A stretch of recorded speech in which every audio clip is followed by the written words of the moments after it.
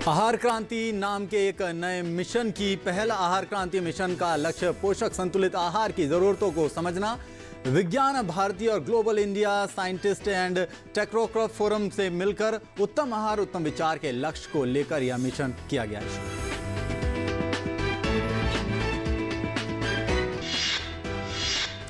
रबी विपणन सत्र 2021-22 के दौरान गेहूं की खरीद होने से 3,30,046 किसान हुए लाभान्वित। खरीफ विपणन सत्र 2020-21 और रबी विपणन सत्र 2021-22 के दौरान अब तक न्यूनतम समर्थन मूल्य पर 702.05 लाख मीट्रिक टन धान की खरीद होने से 105.05 लाख किसान लाभान्वित हुए। सरकार ने खरीफ 2020-21 और रबी 2021 के तहत 3,38,097 किसानों को लाभान्वित करते हुए 5,29,838 मैट्रिक टन दाल और तिलहन की खरीद की। वहीं भारत डेनमार्क द्विपक्षीय हरित रणनीति साझेदारी के अंतर्गत विश्व स्तरीय नवाचार इकोसिस्टम विकसित करने की दिशा में एक लंबी छलांग लगाते हुए भारत पूरी तरह से तैयार। इस संबंध में नीति आयोग और भारत में डेनमार्क के दूतावास के बीच आधिकारिक रूप से सहभागिता की गई घोषणा। भारतीय नववर्ष और नए संवत्सर और नए चैत्र नवरात्रि की आज से शुरुआत। वहीं पंजाब में बैसाखी, महाराष्ट्र में गुड़ी पड़वा और असम में मनाया जा रहा है बिहू। राष्ट्रपति, उपराष्ट्रपति और प्रधानमंत्री ने देशवासियों को दी बधाइयां।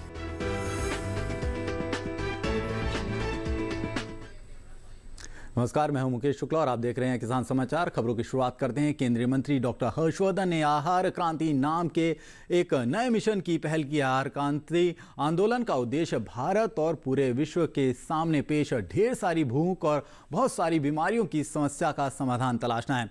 भारत उपभोग से 2 गुना ज़्यादा कैलोरी का उत्पादन करता है, लेकिन फिर भी देश में बहुत से लोग अभी भी कुपोषित हैं। इस अजीबोगरीब मसले की जड़ यह है कि हमारे समाज के किसी भी तबके में पोषक के संबंध में जागरूकता का अभाव है। मौजूदा कोविड-19 महामारी के समय में पोषक संतुलित आहार की और भी ज़्यादा ज़रूरत है।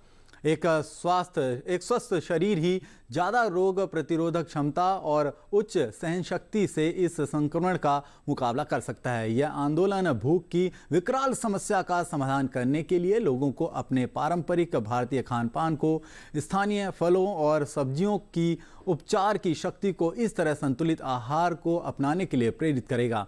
यह पोषण युक्त संतुलित आहार उत्तम एवं संतुलित आहार के रूप में स्थानीय फलों और सब्जियों पर लोगों का ध्यान केंद्रित करेगा।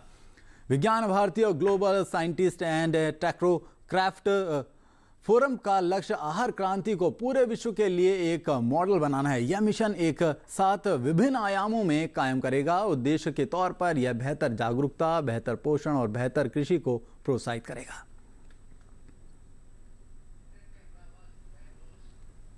वहीं गेहूं की खरीद हाल ही में रबी विपणन सत्र के लिए न्यूनतम समर्थन मूल्य पर पंजाब, हरियाणा, उत्तर प्रदेश, मध्य प्रदेश, राजस्थान, उत्तराखंड, चंडीगढ़, दिल्ली और गुजरात राज्यों में शुरू हुई है, जैसे कि पिछले सत्रों में होती रही है। और अब तक 5,774.20 करोड़ रुपए के MSP मूल्य पर 29.24 लाख मीट्रिक टन से अधिक गेहूं की खरीद की गई है। इस खरीद से 3,30,046 किसान लाभान्वित हुए हैं।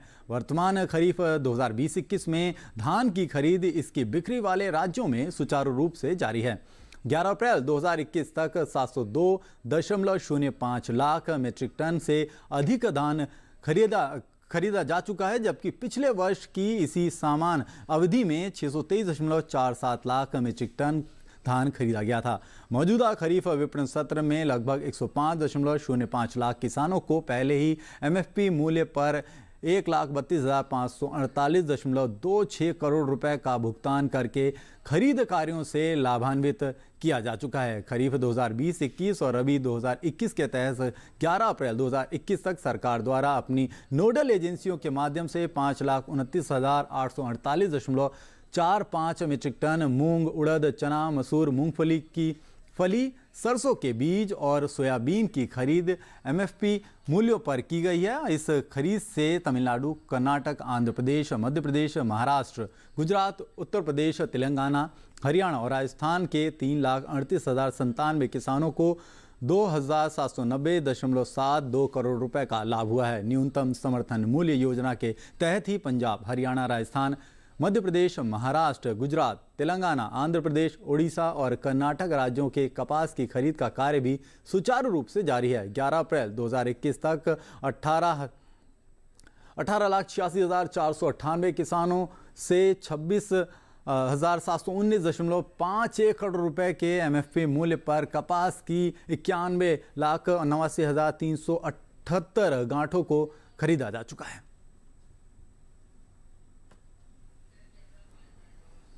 वहीं भारत डेनमार्क द्विपक्षीय हरित रणनीति साझेदारी के अंतर्गत विश्वस्तरीय नवाचार इकोसिस्टम विकसित करने की दिशा में एक लंबी छलांग लगाते हुए भारत पूरी तरह से तैयार है।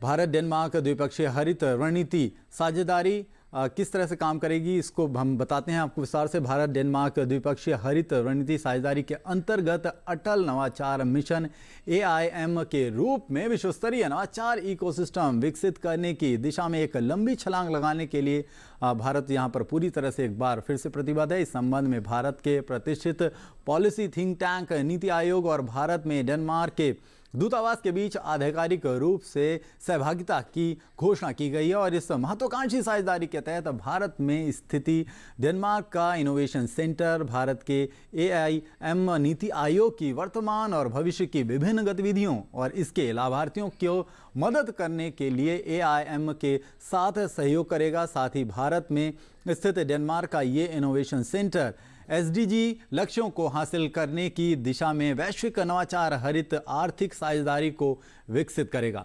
इस संबंध में AIM नीति आयोग और भारत के में डेनमार्क के दूतावास के बीच एक आशय पत्र पर हस्ताक्षर किए गए हैं। SOI का उद्देश्य इच्छुक उद्यमियों के बीच नवाचार और उद्यमिता को बढ़ावा देने की दिशा में संयुक्त रूप से काम करना है। इस साझेदारी को डेनमार्क दूतावास के तत्वाधान में इनोवेशन सेंटर डेनमार्क के माध्यम से कार्यान्वित किया जाएगा। वहीं नीति आयोग के उपाध्यक्ष डॉक्टर राजीव कुमार ने इस पहल की सराहना करते हुए कहा है कि उम्मीद है कि जो कुछ भी किया जाए उसके केंद्र में कृषि में पानी के उपयोग पर ध्यान केंद्रित करना जरूरी होना चाहिए, क्योंकि पानी का करीब 92% हिस्सा कृषि में ही इस्तेमाल होता है। उम्मीद है कि इस साझेदारी से कृषि के साथ साथ अन्य क्षेत्रों के लिए भी कुछ नया करने में सफलता हासिल होगी। डेनमार्क के राजदूत फ्रेडी स्वैन ने जल, महिला और विश्व नाम के 3 प्रमुख और महत्वपूर्ण बिंदुओं पर बल दिया है। उन्होंने कहा है कि जल ही जीवन की धारा है, इसलिए वर्तमान और भविष्य की पीढ़ियों के लिए इसके महत्व को नज़रअंदाज नहीं किया जा सकता। वहीं डॉक्टर हर्षवर्धन क्या कुछ कहते हैं। वन हेल्थ के नाम से उन्होंने आयोजित एक संगोष्ठी की है। उसमें केंद्रीय मंत्री डॉक्टर हर्षवर्धन ने वीडियो कॉन्फ्रेंसिंग के माध्यम से अखिल भारतीय आयुर्विज्ञान अनुसंधान परिषद की ओर से वन हेल्थ इन इंडिया अनुसंधान आधारित जैव सुरक्षा तैयारियों पर प्रतिक्रिया विषय पर आयोजित अंतर्राष्ट्रीय संगोष्ठी की अध्यक्षता की। इस अवसर पर उन्होंने जर्नल का एक विशेष संस्करण भी जारी किया, जिसमें जैव सुरक्षा पर प्रख्यात विशेषज्ञों के मूल लेख, दृष्टिकोण और समीक्षाएं शामिल की गई हैं। इस अवसर पर उन्होंने देश में इको हेल्थ पहल के लिए एक उच्च स्तरीय संचालन समिति के गठन की भी घोषणा की है। इस समिति का सचिवालय ICMR में होगा। इसे नागपुर में स्थापित किए जाने वाले राष्ट्रीय स्वास्थ्य संगठन की ओर से सहयोग दिया जाएगा। केंद्रीय स्वास्थ्य मंत्री ने मौजूदा समय इस संगोष्ठी के आयोजन की आवश्यकता पर बोलते हुए कहा, मनुष्यों और पालतू पशुओं तथा जंगली जीवों के बीच बढ़ते संपर्क तथा जलवायु परिवर्तन के प्रभावों के संदर्भ में मानव स्वास्थ्य की ओर से अब अलग रखकर नहीं देखा जा सकता। डॉक्टर हर्षवर्धन ने कहा कि आज के दौर में ज़्यादा से ज़्यादा लोग पालतू और वन्य जीवों के संपर्क में आ रहे हैं। इससे जानवरों से मनुष्य में संक्रमण का खतरा भी बढ़ता जा रहा है। आबादी के बढ़ने के साथ ही मानव बसाहट का भी विस्तार होता जा रहा है, जिसकी वजह से पशुओं और वन्य जीवों के साथ उनका संपर्क भी बढ़ रहा है। दुनिया भर में तरह तरह के फूड फेस्टिवल आयोजित किए जा रहे हैं, जिसकी वजह से भी लोगों और पशुओं के बीच संपर्क बढ़ रहा है।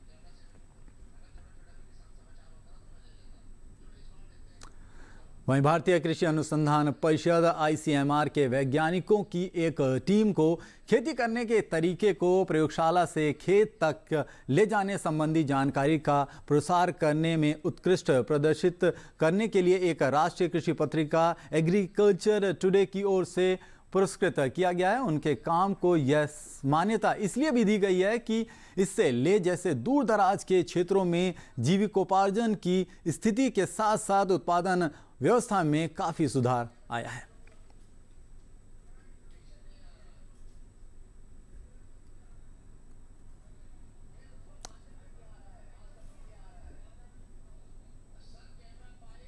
हिमालय क्षेत्र में कृषि संबंधी कार्य बल के इस दल ने लेह मॉडल नई फसलों और किस्मों के आकलन किया है और ये दल किसानों को खेती करने के और खरपतवार का प्रबंध करने के श्रेष्ठ तरीके मुहैया करा रहा है। दल ने कुल 38 प्रशिक्षण कार्यक्रमों, कार्यशालाओं और एक किसान मेले का आयोजन किया। किसानों को लेह क्षेत्र में टिकाऊ और मौसम के अनुकूल खेती करने के लिए वैज्ञानिक जानकारी दी गई।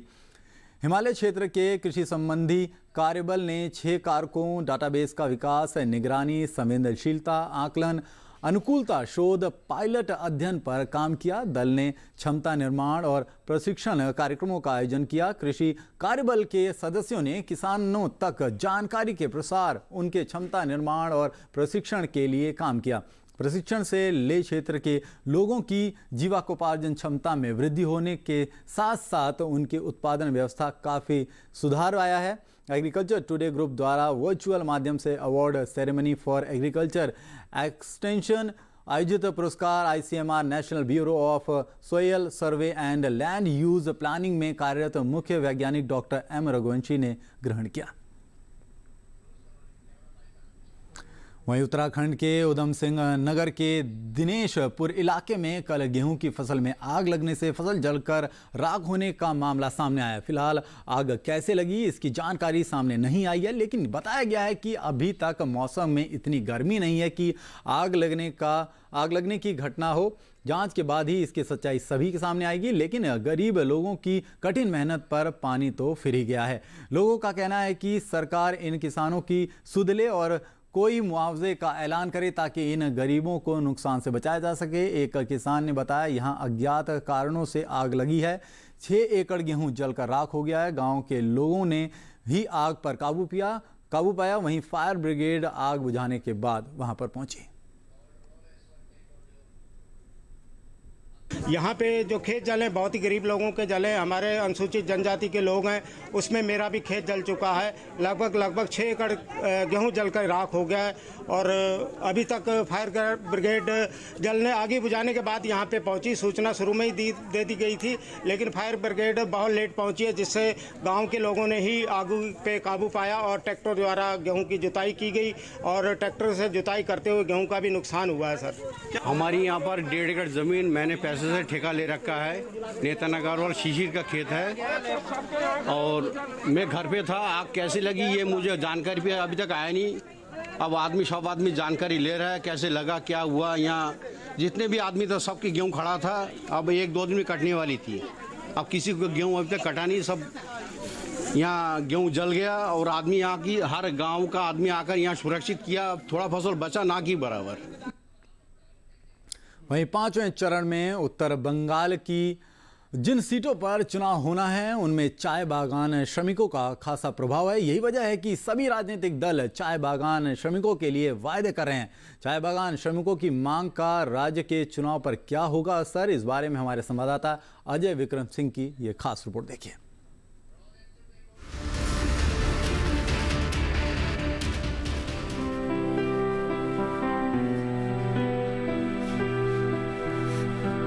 चाय बागान की नरम पत्तियों को तोड़ती ये महिलाएं सालों से टी स्टेट में काम कर रही हैं, लेकिन इनके मन में गुजर बसर के लिए सवाल बरकरार हैं। इन्हें ज्यादा नहीं, महज अपने काम का उचित दाम चाहिए। लोग का बेसी पैसा चाहिए, बच्चा लोग को पढ़ाता है, पैसा नहीं पुगता है खर्चा खाने के लिए। हम लोग को बाल बच्चा है, स्कूल पढ़ाना पड़ता है, भी महंगाई का जमाना है, उसमें से पैसा जब बढ़ जाएगा तो हम लोग को अच्छा लगेगा।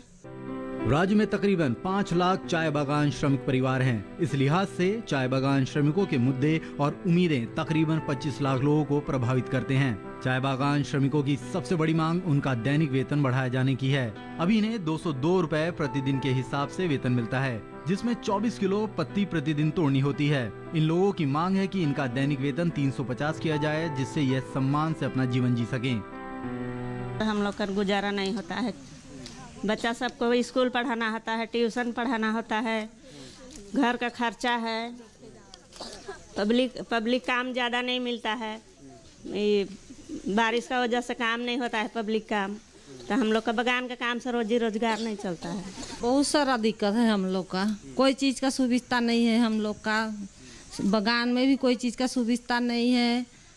ऐसा होता है कि तब पहले तो राशन पानी में भी अभी दिक्कत हो रहा है। अभी बगान का हम लोग का हिजरा है, वो बढ़ना चाहिए। बागान श्रमिकों के न्यूनतम वेतन पर ममता बनर्जी ने 2014 में एक पैनल गठित किया। 2018 में समिति ने अपनी रिपोर्ट दी, लेकिन नतीजा सिफर रहा। चाय बागान में काम करने वाले मजदूर अपने दैनिक जरूरतों के लिए लगातार संघर्ष कर रहे हैं। यहाँ तक कि ये जिस घर में रहते हैं उसका मालिकाना हक जिनके पास नहीं है। भाजपा ने वायदा किया है कि सरकार बनने के बाद बागान में काम करने वालों को जमीन के मालिकाना हक के लिए प्रजा पट्टा दिया जाएगा। ममता बनर्जी ने भी छात्र सुंदरी योजना के तहत बागान में काम करने वाले 3 लाख परिवारों को पक्का घर देने की बात कही थी, लेकिन योजना का लाभ सभी तक नहीं पहुंच पाया। चाय बागान में काम करने वाली अधिकतर महिलाएं हैं, इसीलिए महिलाओं से जुड़े मुद्दे भी इन्हें प्रभावित कर रहे हैं। भाजपा ने महिला सुरक्षा के साथ नौकरियों में महिलाओं को 33% आरक्षण का वायदा किया है। ममता बनर्जी की महिलाओं से जुड़ी योजना की सफलता की परीक्षा भी इस चुनाव में होने वाली है। ये चाहते हैं कि इनकी जो मेहनताना है, जो इनका वेतन है, रोज जो 202 रुपए मिलता है, वो अगर 350 रुपए तक पहुंच जाए तो शायद इनकी ज़िंदगी और बेहतर हो सके। हालांकि इसके पहले भी बढ़ाया गया है, लेकिन वो नाकाफ़ी है, क्योंकि बहुत सालों से इनका जो वेतन था, जो वेज था, वो नहीं बढ़ा था। इस चुनावी माहौल में राजनीतिक दल इन चाय बागान के जो लेबर्स हैं उनके लिए तमाम तोहफे लेके आए हैं, तमाम वायदे लेकर आए हैं। ये भी टकटकी लगाकर देख रहे हैं कि ये राजनीतिक दल जो वादा किए हैं क्या वो पूरा कर पाते हैं या फिर नहीं, क्योंकि जब चुनाव का माहौल आता है टी बागान के लेबर्स की बात ज़रूर होती है, इनसे सहानुभूति सभी लोग जताते हैं, लेकिन अंत में कोई काम नहीं आता। काम वही आता है जो इनका वेतन बढ़ाता है। हम भी उम्मीद करते हैं कि इनका वेतन बढ़े और इनकी मांग जो लंबे समय से चली आ रही है वो पूरी हो सके। कैमरामैन कुमार दत्ता के साथ अजय विक्रम सिंह, डीडी न्यूज़, जलपाईगुड़ी। वहीं जल संग्रहण की पौराणिक पद्धतियों को सहेजने के साथ देशवासियों को भारत की सदियों पुरानी जलीय संस्कृति के इतिहास व महत्व से रूबरू कराने के लिए अंतर्राष्ट्रीय ख्याति प्राप्त भूगर्भ विज्ञान विशेषज्ञ डॉक्टर श्री सिंह राठौर ने राजस्थान के जोधपुर शहर पर शोध करके हाइड्रो जियो टूरिज्म का एक नया कॉन्सेप्ट देशवासियों के सामने रखा है, ताकि जोधपुर को वर्ल्ड हेरिटेज टैग मिल सके। क्या है इनके शोध का महत्व और आने वाली पीढ़ियों के लिए इसकी उपयोगिता, इस पर हमारे संवाददाता ओपी यादव ने बात की भारत के शोध आधारित भूगर्भ जल विज्ञान क्रांति के नायक डॉक्टर शिव सिंह राठौर से।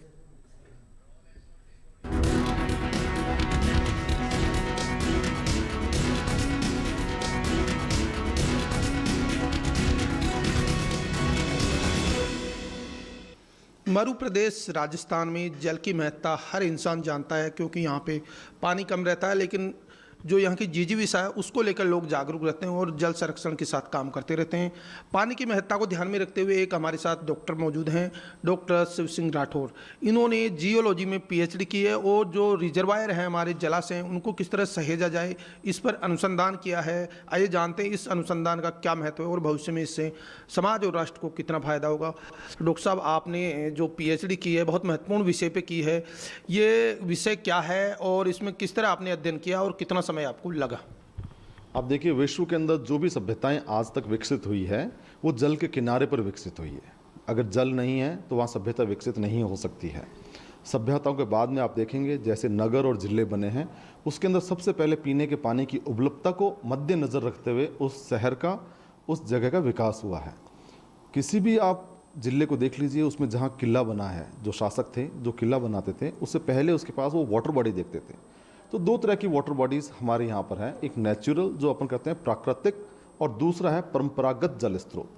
हजारों वर्षों पूर्व बनी हुई बावड़ियाँ, झालरे, सागर आज भी जीवित है, क्योंकि उसको देवता की संज्ञा दी गई। उसके पश्चात धीरे धीरे विकास हुआ, आधुनिकीकरण हुआ। उस विकास के अंदर जल की उपलब्धता नल के माध्यम से प्रत्येक व्यक्ति के घर और परिवार में आ गई। जब नल से पानी घर में आने लग गया तो उनकी उपयोगिता कम हो गई, और उपयोगिता कम होने की वजह से वो कचरा पात्र में परिवर्तित होते गए। उन जल स्रोतों को अगर कचरा पात्र अपन बनाएंगे तो कचरा पात्र बनने से कैसे बचाया जाए, इस विषय को लेकर हमने शोध किया।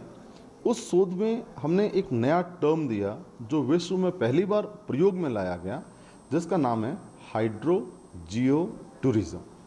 जैसे बावड़ी है, झालरा है, इतना सुंदर उसका आर्किटेक्ट है, विदेश से लोग यहाँ पर आते हैं, वो अध्ययन करने के लिए आते हैं कि हिंदू आर्किटेक्चर क्या था, मुगल आर्किटेक्चर क्या था। कई लेखक उस जगह पर बैठकर कई कहानियाँ भी लिखते हैं।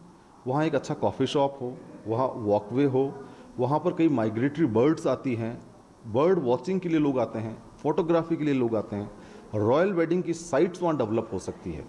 इस तरह से वो वाटर बॉडी स्वावलंबी बने और उससे जो धन आता है वो धन उस वाटर बॉडी को संरक्षित करने के लिए अपन उसका प्रयोग करें। तो जो मृत जो जलाशय हैं, जो मृत भारतीय जल संस्कृति है, उसको अपन पुनः जीवित कर सकते हैं।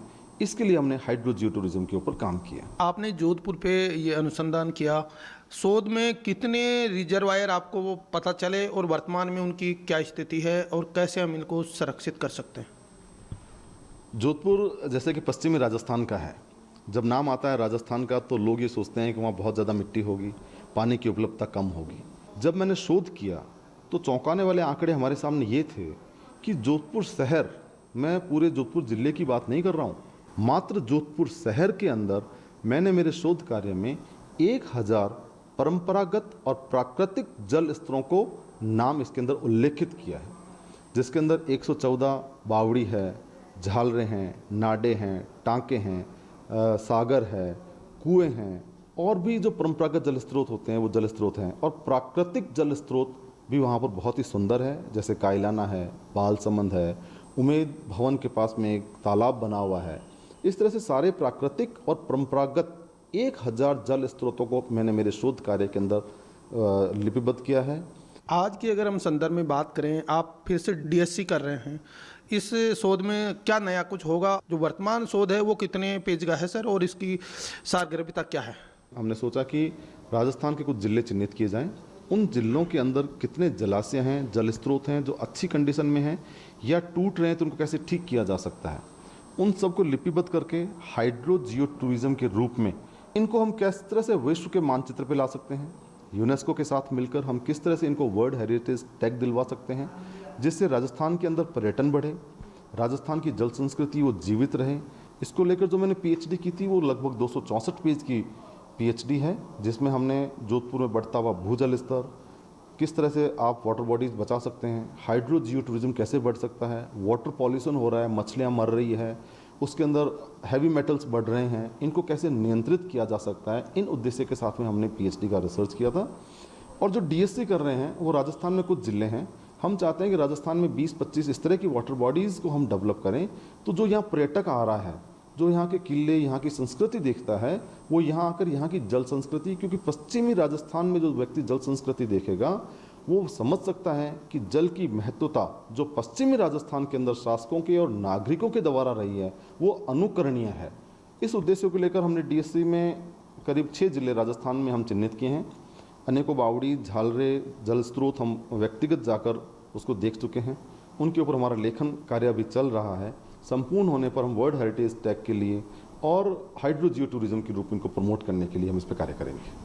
तो ये थे जल विशेषज्ञ नाम से विख्यात डॉक्टर शिव सिंह राठौर, जिनका मानना है कि जल भारत की संस्कृति का हिस्सा है और इसी संस्कृति को जीवंत रखने के लिए इन्होंने न केवल पीएचडी की बल्कि अब डीएससी करने जा रहे हैं, ताकि समाज और राष्ट्र को इनके शोध का अनुभव का फायदा मिले और आने वाले दिनों में हम जल संरक्षण के प्रति और जागरूक बने। OP Yadav, TD news, Ajmer.